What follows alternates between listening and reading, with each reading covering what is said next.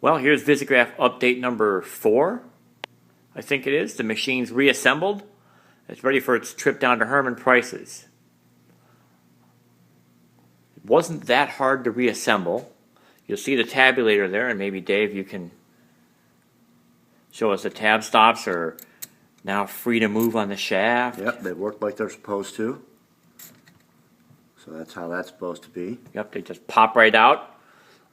We didn't get around to straightening the bent one. We ran out of time. As a matter of fact, the machine is not 100% assembled.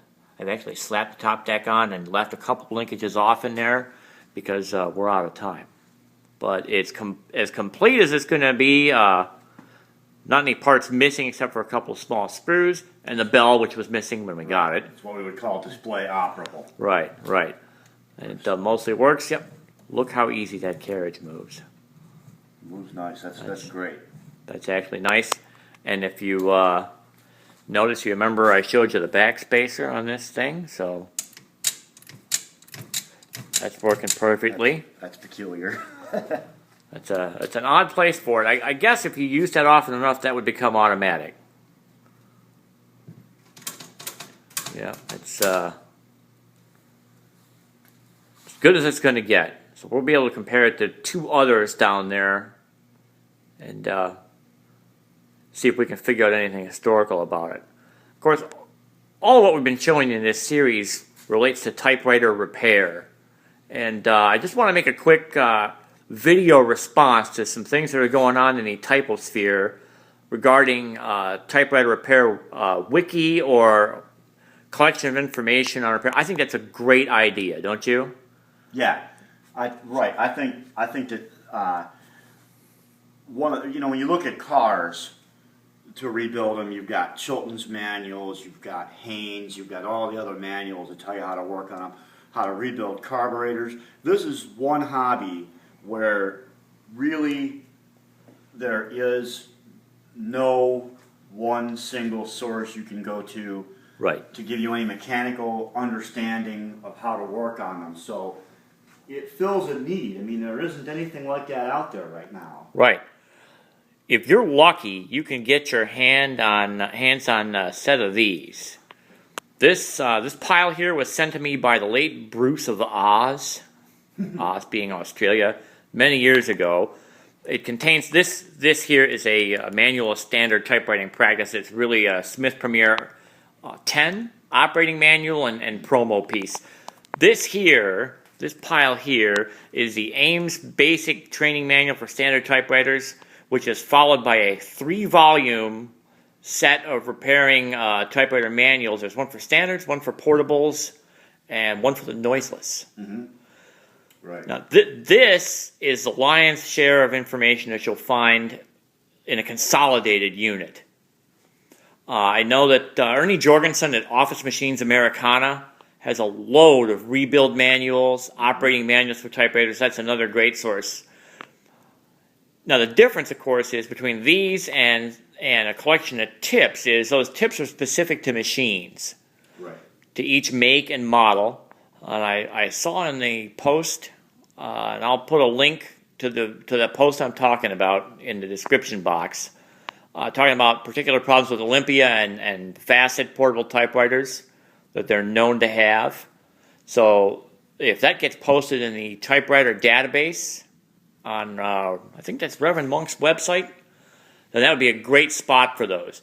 But I would like to encourage people to take the opportunity to work on machines when they get the chance and learn some things that would apply to any typewriter. In other words, learn skills and not learn specific repairs or look for specific repairs or even expect to be able to find information for a specific repair. I'll tell you, in this manual right here, there's a page in here that's probably worth its weight in gold compared to the whole rest of the pile. It's one page on finding binds in typewriters. Yeah. It says, whoever wrote this manual, and Murray Harris, whenever it was, said that he probably spent 75% of his time repairing typewriters finding binds in a typewriter. And so he tells you how to pursue them, tells you not to force things, tells you not to beat on things if they won't work. Yeah. Like happened to this? Yeah, like happened to that, exactly. And we found something else bent in there too. The tabulator operator itself is also bent. Yep. Matching the tab stop that was bent. Got to straighten that too. Unsurprisingly, yeah, that's going to be even worse. So, anyway, I just want to give a little perspective on what repair materials are out there.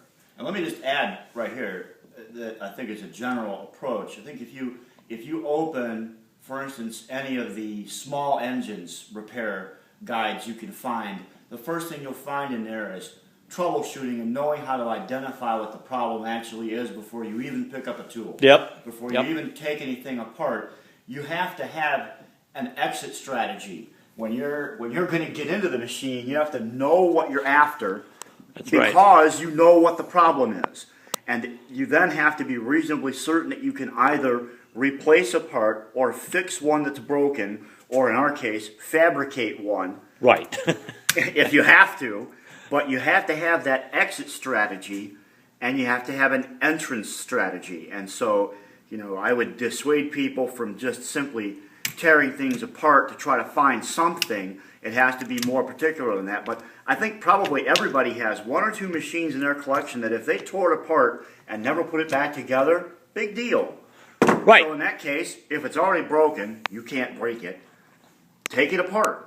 Exactly. There is no key or button on a typewriter that when you press it, the machine suddenly flies into 6,000 pieces and self-destructs. At least on no typewriter I've seen. Maybe some of the communist Cold War era typewriters might have a feature like that, but I would be...